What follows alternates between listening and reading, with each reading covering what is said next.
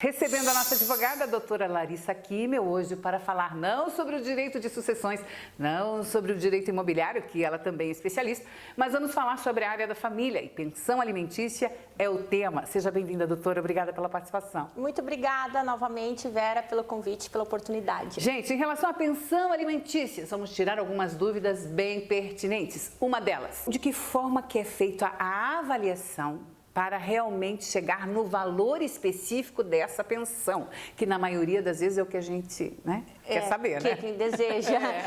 Primeiramente, o que é a pensão alimentícia? A pensão alimentícia é aqueles alimentos que não necessariamente estão relacionados a só o arroz e feijão, certo? Mas ao vestuário, a educação, a saúde, a moradia.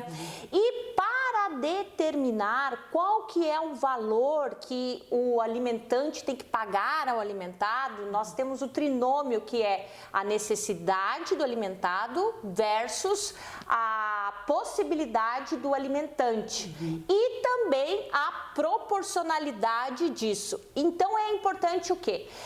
O alimentante trazer para um processo ou para um acordo extrajudicial sempre quais são as necessidades que ele possui, tanto com relação à escola, como com relação ao vestuário, alimentação, a moradia, as expectativas dentro de uma realidade com relação a isso. E aí, é claro, o alimentado vai ver quais são as condições que ele tem. Então, é uma pessoa que ganha mais ou menos que valor.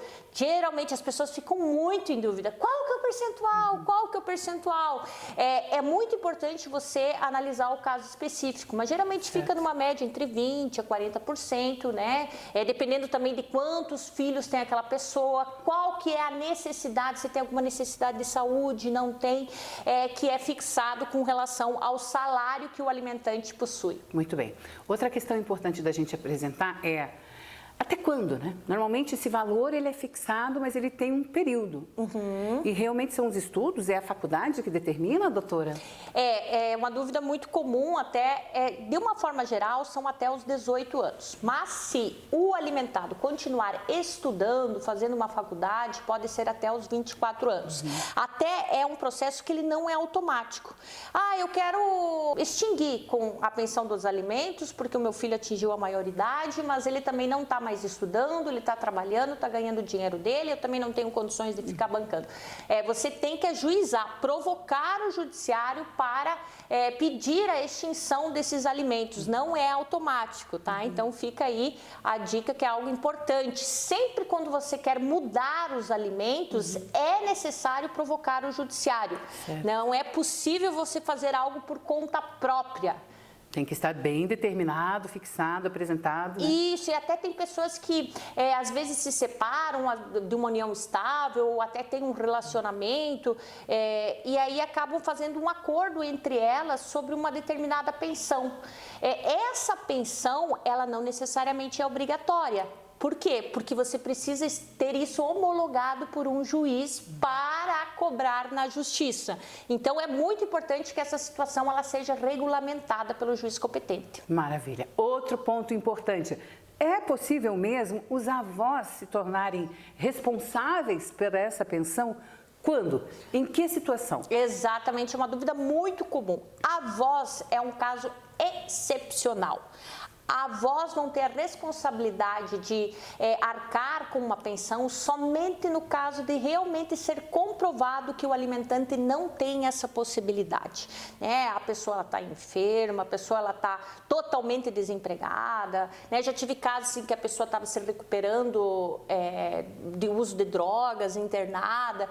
Enfim, então tem que ser comprovado que não tem condições. Por quê? Porque a obrigação dos avós ela é subsidiária, ou seja, só vão ter responsabilidade se o pai ou a mãe não tem condições de arcar essas pensões, ou complementar, uma vez que se prove alguma necessidade muito importante, não se tem como o alimentante prover isso, é possível sim uma sentença nesse sentido, e tendo condições, logicamente, os avós, mas são casos excepcionais.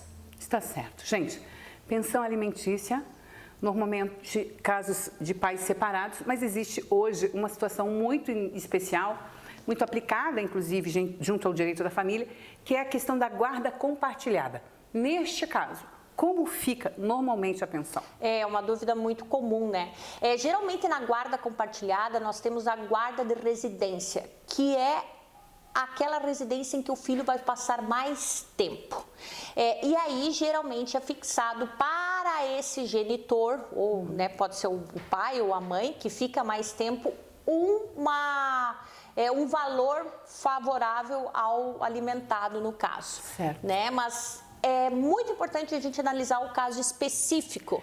É difícil a gente fazer uma análise, assim, digamos, sem trazer a situação, porque pode variar muito as decisões conforme cada especificidade do caso. Certo, e é bom deixar especificado. É bom deixar firmado ali o compromisso. É bom. Não tem discussão, importante. porque às vezes no começo está tudo certo, daqui a pouco tem uma outra demanda, um outro pedido, aí são situações à parte, mas não volta a discutir desde o começo, ou não fica, principalmente a criança, ou quem está, o cuidador principal, quem tem a guarda, com essa dificuldade de ter que conquistar lá na frente. E assim, é uma coisa que sempre pode ser alterada, tá? Ótimo. Uma vez que você comprove que houve uma mudança na situação, tanto do alimentante como do alimentado, você pode trazer essas novas provas para o processo e mudar, pedir uma revisão desses alimentos de acordo com a realidade das partes. É isso, doutora Larissa Kimmel, hoje apresentando aqui no programa informações sobre a questão de pensão alimentícia. Se você quiser maiores informações, deve buscar nas redes sociais da doutora Larissa, que sempre é muito disposta a tirar dúvidas, trazer informações pertinentes. E é isso, né, doutora? Acho que o principal sobre pensão alimentícia que a gente pode apresentar hoje está aqui, dentro dessa nossa conversa. Com certeza, eu acredito que sim. Esse ponto de sempre ser homologada por um juiz é importante, maioridade, eu tenho que pedir, eu tenho que sempre provocar o judiciário para pedir uma revisão, para pedir a extinção, enfim, são situações... Até a média de 24 anos, normalmente? Se estiver estudando, se estiver na faculdade ou se não, 18 anos. Muito bem, essas são as informações de hoje aqui com a doutora Larissa. Até a próxima participação.